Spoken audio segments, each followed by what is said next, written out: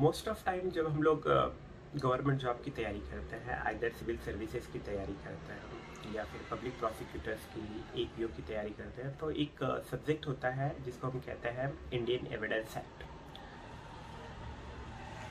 Indian evidence act है तो बहुत छोटा, 167 सेक्शंस के साथ में है, बट कई बार ऐसा हो जाता है कि हम चीज़ों को सही तरीके से रिलेवेंट नहीं कर पाते हैं। तो मैं इस पूरे सेशन में कोशिश करूंगा कि आप लोगों को जितना ज़्यादा आसान हो सके इंडियन एविडेंस को बताने के लिए। इंडियन एविडेंस एक्ट जो है वो ब्रिटिशर्स के समय से है, 1872। और एक्ट का जैसे कि आप सब जानते हैं कमेंसमेंट हुआ है 1 सितंबर 1872।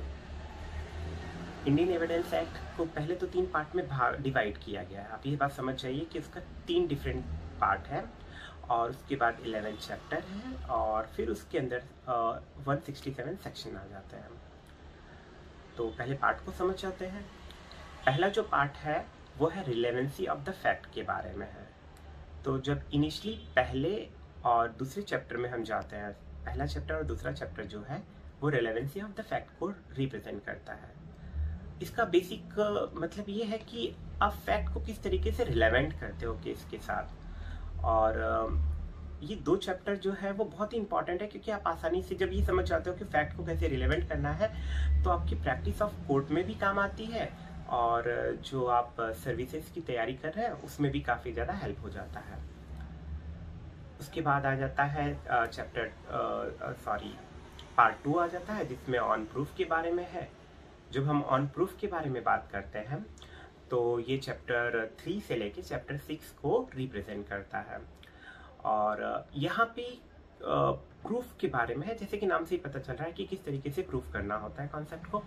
और इसमें बहुत ही डिटेलिंग जब हम जाएंगे तो इसमें केस लॉस की भी स्टडी करने वाले हैं, और हम ये भी देखेंगे कि कैसे इसको अच्छी तरीके से याद रखा या मेमोराइज किया जा सकता है। और ठीक इसी तरीके जो हमारा 3rd चैप्टर है वो है production and effect of evidence. जब आप production and effect of evidence की बात करते हो तो चैप्टर 7 से लेकर चैप्टर 11 तक इसे डील करता है। तो किस तरीके से आप प्रोडक्शन करते हैं एंड उसका इफेक्ट कैसे होता है एविडेंस का, इन सब चीज़ों को इसमें डील किया जाता है। तो इस तरीके से 3 अलग अलग चैप्टर्स हैं हमारे पास। इन तीनों की स्टडी हम आने वाले सेशन में करने वाले हैं। इसमें कुछ खास पॉइंट्स हैं, बस उसे अच्छी तरीके से करना है।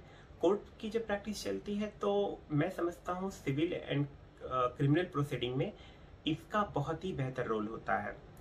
जब आपको सही तरीके से एविडेंस के बारे में जानकारी हो जाती है